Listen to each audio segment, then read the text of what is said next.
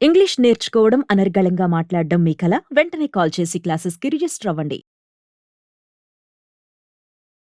నమస్తే రమ్మగారు. నమస్తే జయ. ఏదైనా మంచి కథ చెప్తారా? పూర్వం అట కోసల దేశానికి వర్ధమానుడని ఒక రాజు ఉండేవాడు. అబ్బాయి తొందరగా రాజు అయిపోయాడు. 20-21 అలా వచ్చేసరికి అప్పుడు ఆయనకి పొరుగు దేశంలో దేశపు రాజకుమార్తె మంజరి అని ఒక అమ్మాయి ఫోటో అవి వచ్చినాయి. అమ్మాయి చాలా అందగత్తె. ఆ అమ్మాయే కావాలని పట్టుపట్టి పెళ్లి చేసుకున్నాడు. ఎంత ప్రీతిగానో ఉండేవాడు. కొంచెం చిన్నతనం కూడా కదా, భార్య భర్త కులాసాగా కాలక్షేపం చేస్తూ పెద్దగా రాజ్యాన్ని పట్టించుకునేవాడు కాదు. ఆడుతూ పాడుతూ ఉండేవాడు. క్రమంగా ఒక పెళ్ళై 2-3 ఏళ్ళు అవగానే ఇంకా రాణిగారికి పిల్లలు పుట్టలేదని చెప్పుకునేవాళ్ళు. ఓ జ్యోతిష్యులు జోస్యాలు జాతకాలు అవి చూసి రాణిగారికి పిల్లలు పుట్టరని తేల్చారు. అయ్యో. రాజుగారికి పెద్ద ఆయనకేం పట్టింపు లేదు. భార్య అంటే అమిత ప్రీతి. పిల్లలేపైనా ఏం పర్వాలేదని ఉండేవాడు హాయిగా. కానీ ప్రజలందరూ రాజ్యానికి వారసుడు లేకపోతే ఎట్లా అని కొంచెం మాట్లాడుకునేవాళ్ళు. మంత్రులు వాళ్ళు రాజుగారికి ఇంకొక వివాహం చేద్దాం, వీళ్ళ వంశంలో 3-4 పెళ్ళాలు ఉండటం మామూలేనని రాణిగారికి కొంచెం యాక్సం దోశారు. మంజరి ఉత్సాహపడింది. ఇంకో వివాహం చేసుకుందు కానీ నాకు సంతానం కలగదని నాకు ముందే తెలుసు. నా చిన్నప్పుడే మా నాన్నగారు జాతకం చూపించినప్పుడు నేను తెలుసుకున్నాను. నాకు తెలుసు నాకు సంతానం కలగదని, నేనేం బెంగపెట్టుకోవట్లా. ఎవరైనా మంచి పిల్లని చూసి పెళ్లి చేసుకుందు కానీ నేను నీతోటే ఉంటాను, సంతానం ఉంటే రాజ్యానికి వారసుడు ఉంటాడు అని బాగా రాజుని బలవంత పెట్టింది. అయితే ఇతను ఒప్పుకోవాలి. నిన్నేమైనా ఇబ్బంది పెడితే, నేను కూడా కొత్త భార్య సంతానం కలిగితే వాళ్ళ మోజులో నేను నిన్ను ఇలా చూడగలనో లేదు, అసలు నాకు నేను నీ ప్రేమను షేర్ చేయటమే ఇష్టం లేదనేవాడు వర్ధమానుడు. బంగారు తండ్రి మనకి అలాంటి వాడు భర్తగా బంగారు తండ్రి, కొడుకుగా అయితే నచ్చడు. మన పిల్లాడికి సంతానం లేకపోతే ఏ తల్లికి నచ్చుతుంది? అస్సలు యాక్సెప్ట్ చేయరు. అది మనమైతే మనకి బంగారు తండ్రి, అదే మన కోళ్ళు అయితే మనకి బంగారు తండ్రి కాదు. నాకు తెలియదు, నేను ఆ కోడళ్ళు లేడు. రాజుని బలవంత పెట్టేవాళ్ళు, అందరూ అడిగేవాళ్ళు. కానీ అతను ఒప్పుకోలే. రెండో పెళ్లి అన్న ఊహ కూడా అతను చెయ్యల, వద్దన్నాడు. బతిమలాడేది మంజరి, అయినా కూడా అతను ఒప్పుకోవాలి. అయితే కానీ ఇతను ఎప్పుడు భార్యా వ్యామోహంగా ఉండడము, ఎంతసేపు ఆ అమ్మాయితో కలిసి వేటాడడానికి వెళ్తాడు, ఆ అమ్మాయితో కలిసి పార్టీకి వెళ్తాడు, ఆ అమ్మాయితో కలిసి ఏమిటో చేస్తాడు, వనవిహారాలు చేస్తూ ఉంటాడు. ఈ రాజ్యం వ్యవహారం మీద పెద్దగా జోరుగా లేడు. రాజు ఇంకా చిన్నవాడని ప్రజల్లో ఉండేది. కాకపోతే సైన్యాధిపతికి ఏం పుట్టింది ఆలోచన, రాజు అన్ఫిట్, ఈ రాజ్యాన్ని గ్రాప్ చేద్దామనిపించింది. అతను కొంతమంది అధికారులను లోబరుచుకొని రాజు మీద తిరుగుబాటు చేశాడు. తిరుగుబాటు చేసి మొత్తం సైన్యం అంతా విరుచుకుపడింది కోట మీద. సైన్యాధిపతి అనేసరికి అతని చేతిలో ఉంటారుగా. కొంతమందిని నయానా భయానా లొంగదీశాడు, కొంతమందిని బ్లాక్మెయిల్ చేశాడు, కొంతమందికి డబ్బు ఇచ్చాడు, కొంతమందికి పెద్ద పదవులు ఆశ చూపించాడు. రాజభక్తి ఆటే లేని వాళ్ళందరినీ పట్టేశాడు. ప్రజలకు ఉంది రాజభక్తి, అధికారుల్లో కూడా కొంతమంది ఉంటారు, అందరూ లేరు.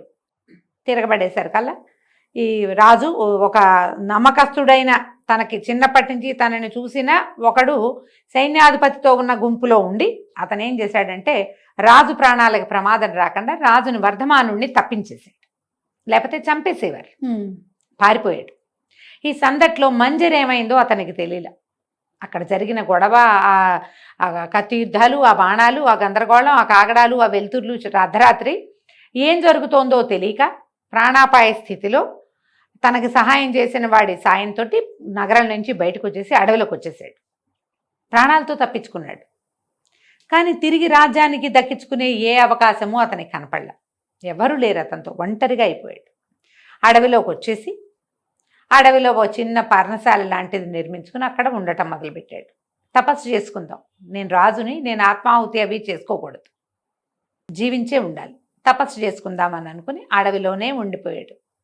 ఈ మంజరి ఏమైందో తెలీదు. 2 రోజులు 3 రోజులుగా అతనికి మంజరి మీద బెంగ చాలా భయం వచ్చేసింది. ఆ అమ్మాయి ఏమైందో ఇతనికి తెలియలా. అమ్మాయి రూమ్ వేరు, ఇతని రూమ్ వేరు.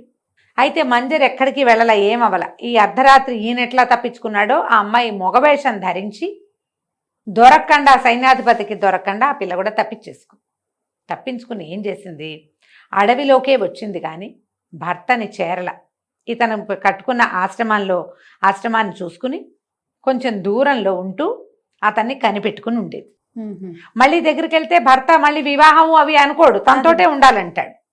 రేపొద్దున ఏ దశలో అయినా మళ్ళీ రాజ్యం అంటూ సంభవిస్తే సంతు లేకుండానే అవుతాడు.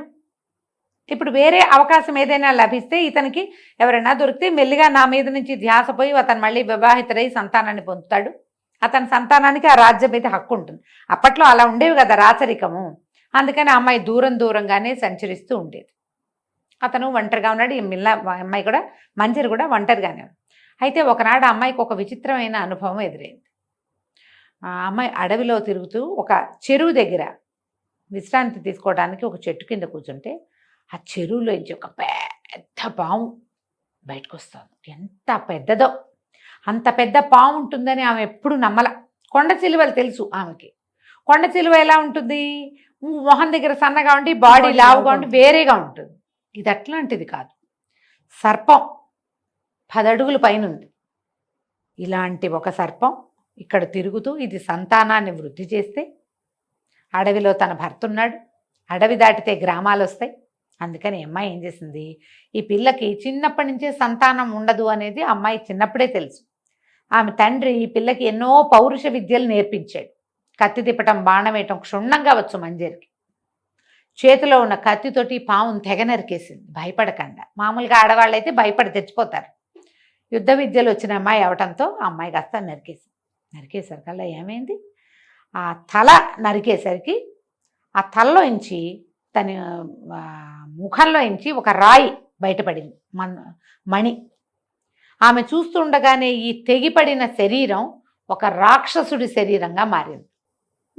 పాము తల మొండము వేరైపోయినాయి. తలలో ఇంచి ఏమో ఒక మణి బయటపడింది. మణి బయటపడంగానే తల రాక్షసుడు తలగా మారిపోయింది, బాడీ కూడా రాక్షసుడి శరీరం. వాడు మహాకాయుడు అయిన ఒక రాక్షసుడు.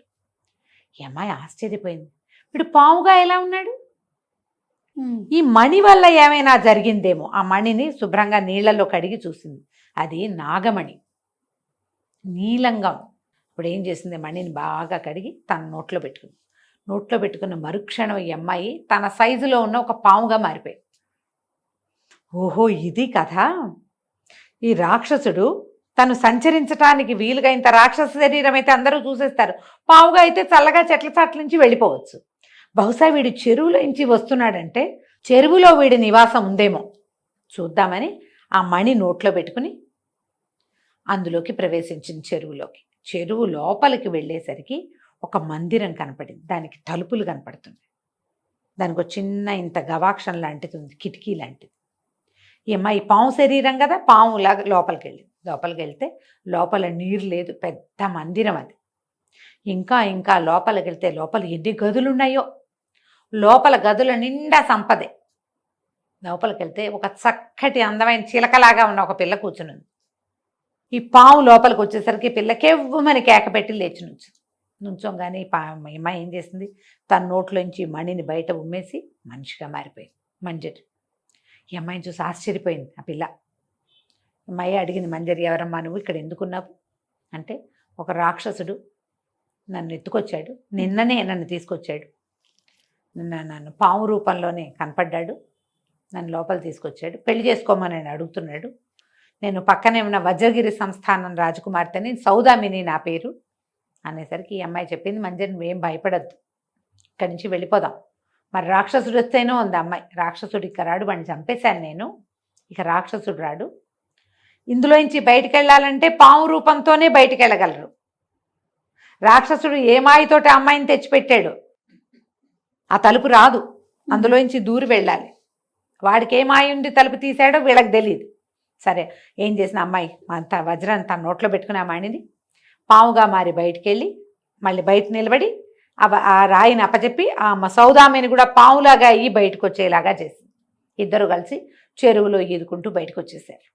ఈ అమ్మాయి మణి దాచిపెట్టుకుంది, మంజరి దాచిపెట్టుకున్న అమ్మాయి ఈ అడవిలో ఇలా ముందుకు నడిచి వెళ్తే అక్కడ ఒక ఆశ్రమం ఉంది, అక్కడ ఒక మహానుభావుడు ఉంటాడు.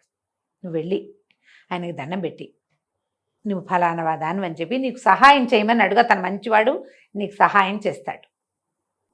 నిన్నెవరు తీసుకొచ్చారో చెప్పద్దు, దారి తప్పిపోయి వచ్చానని చెప్పు.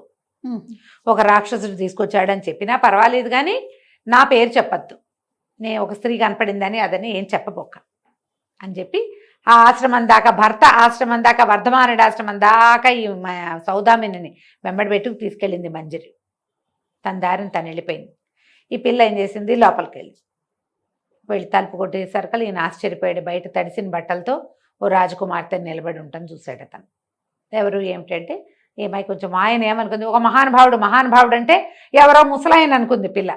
తీరా చూస్తే ఓ 25 ఏళ్ళు ఉన్న రాజకుమారుడిలాగా కనపడుతున్నాడు అతను. బట్టలు పాతబడినాయి కానీ ముక్కు మొహం బాగున్నాయి కదా. 25, 25, 26 సంవత్సరాలు ఉన్నాయి అతనికి. తలుపు కొట్టి అయ్యి చెప్పింది, నేను వజ్రగిరి సంస్థానం రాజకుమార్తెని. అడవిలో దారి తప్పితే ఒక రాక్షసుడి మాయలో బంధించాడు, ఎవరో మహానుభావులు రక్షించారు, నన్ను మా ఇంటికి చేరుస్తారా అనేసరికి ఇతను సరేనని ఒప్పుకున్నాడు. అతను గుర్రం అతని దగ్గర గుర్రం మీద కదా పారిపోయి ఇచ్చాడు. ఆ గుర్రం మీద ఈ రాజకుమార్తెని ఎక్కించుకుని వజ్రగిరి సంస్థానానికి తీసుకుపోయాడు. ఎప్పుడు 3 రోజుల క్రితం తప్పిపోయిన రాజకుమార్తె ఇల్లు చేరేసరికల్లా ప్రజలంతా ఆశ్చర్యపోయారు. రాజుగారు బోళంతా స్వాగత సత్కారం చేసి వర్ధమానుడిని లోపల తీసుకుపోయి కుశల ప్రశ్నలు వేసి స్నానం పానం చేయించి మంచి బట్టలు పెట్టి ఇతని పేరు అది కనుక్కునేసరికల్లా ఆశ్చర్యపోయాడు. ఇదేంటండి ఇలా అయ్యారు, మీరు ఇక్కడే ఉండండి, మీరు ఇంకా అడవిలోకి వెళ్ళొద్దని కొద్ది రోజులు ఉంచుకున్నాడు. నా ఆతిథ్యం స్వీకరించండి, మా పిల్లని రక్షించి తీసుకొచ్చారు అని చెప్పి ఉంచుకున్నాడు. ఉంచుకుంటే క్రమంగా ఈ పిల్ల ఏం చేసేది, రోజు 2 పూట్ల వచ్చి ఈయన కుశలం కనుక్కొని ఆయన్ని సేవిస్తూ ఉండేది.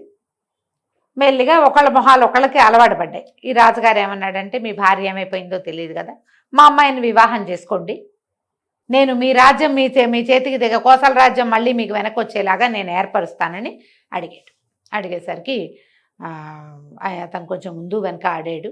కానీ ఈ పిల్ల చూపించే ఆపేక్ష, ఆ అమ్మాయి చాలా శ్రద్ధగా ఉండటము, మెల్లిగా మనుషులు అలవాటు పడితే ఇలాగే అవుతాయి కదా వివాహాలు. మెల్లిగా ఆ రాజకుమార్తెని, వజ్రగిరి రాజకుమార్తె సౌదామిని వివాహం చేసుకున్నాడు. చేసుకుని వాళ్ళతో పాటే అక్కడ ఉన్నాడు. ఆనుపాను చూసుకోవాలి, 2వ రాజ్యం మీదకి దండెత్తాలంటే వీళ్ళు అంది సైనిక బలం అది కూర్చుకోవాలి కదా, వీళ్ళు ఈ ఏర్పాట్లలో ఉన్నారు. ఇంతలో ఈ మంజరి ఏం చేసిందంటే, ఈ వజ్రాన్ని నోట్లో పెట్టుకుని సర్పంగా మారి ఊళ్ళోకి వెళ్ళటం మొదలుపెట్టింది, నగరంలోకి. ఈ సైన్యాధిపతి రాజుగారు సరిగ్గా చేయట్లేదని ప్రజలకి న్యాయం చేయాలని తీసుకోలా, రాజ్యాన్ని సొంతం చేసుకోవటమే అరాచకంగానే ఉంది రాజ్యం. ఈ అమ్మాయి ఏం చేసింది, మెల్లిగా మంత్రులు సామంతులు తమకి అనుకూలంగా ఉన్న వాళ్ళని ఒక్కొక్కళ్ళని కలిసి ఇతని మీద తిరుగుబాటు చేయటానికి పెట్టింది. మాట్లాడి ఈయన వజ్రగిరి సంస్థానంలో ఉన్నాడని వాళ్ళకి ఆనుపాను అందించింది. దాంతో ఇక్కడి నుంచి కబుర్లు వెళ్ళినాయి వజ్రగిరికి. రాజుగా ఉన్నటువంటి సైన్యాధిపతి సరిగ్గా లేడని, అతని మీద మీరు ఎప్పుడు దండెత్తి వచ్చినా మేమందరం సహాయం చేస్తామని ఇక్కడి నుంచి కబురు వెళ్ళేసరికల్లా వజ్రగిరి నుంచి ఒక చిన్న సైన్యాన్ని తీసుకుని రాత్రికి రాత్రి వచ్చేసాడు ఇతను. తెల్లవారేసరికల్లా ఈ అంతఃపురంలోకి ప్రవేశం. ఇప్పుడు కొత్తవాడికి కష్టం, రాజే అయితే అతనికి అన్నీ తెలుసు కదా, ఏ పక్క నుంచి వెళ్ళాలో ఏమిటో. అంతఃపురంలో ప్రవేశించి రాత్రే ద్వంద్వ యుద్ధంలో సైన్యాధిపతిని సంహరించేశాడు. తెల్లవారేసరికల్లా సభ తీర్చేసరికి తమ రాజే వచ్చేసరికి ఆశ్చర్యపోయారు ప్రజలు, అధికారులు కూడా. లోపలికి వెళ్లేందుకు అన్ని రకాల సాధనాలు అమ్మాయి ఏర్పరిచి పెట్టింది. మొత్తం అంతఃపుర రక్షకులతోటి అందరితోటి మాట్లాడుకుంది, మొత్తం ఏర్పరిచింది అనమాట. అందరూ ఆశ్చర్యపోయారు, రాజు ఎట్లా వచ్చాడో, ఇంతకాలం తర్వాత ఆయన మళ్ళీ ఎలా రాగలిగాడు, సంవత్సరం పట్టింది ఈ ప్రోగ్రాం మొత్తానికి. ఏడాది తిరిగేసరికి మళ్ళీ తమ రాజు వచ్చినందుకు సంతోషించారు. మంజరి కూడా వచ్చేసరికి రాజు భార్యను కౌగిలించుకున్నాడు. నేను నీకు అన్యాయం చేశాను, ఒక అమ్మాయిని పెళ్లి చేసుకున్నాను అంటే నాకు తెలుసు, ఆ అమ్మాయిని నేనే పంపించాను నీ దగ్గరికి వివాహం కోసమే. అప్పటికే ఈ సౌదామిని గర్భవతి కూడా అయింది. దాంతో ప్రజలు సంతోషించారు. తమ రాజు వచ్చాడు, రాజు భార్య వచ్చింది, సంతానం కూడా ఏర్పడింది. రేపొద్దున అరాచకం అయ్యే భయం ఏమీ లేదు. హాయిగా సౌదామిని తెచ్చుకున్నారు. తర్వాత కాలంలో 4-5 సంతానం కలిగారు. మంజరి యొక్క తెలివితేటలతోటి ఆ రాజ్యం ముందుకు నడిచింది. 2 భార్యలతోటి ఈ వర్ధమానుడు హాయిగా కోసల రాజ్యాన్ని ఏలుకున్నాడు. కథ కంచికి మనం ఇంటికి. చాలా చాలా బాగుంది రమ్య గారు. నమస్తే. నమస్తే జయ.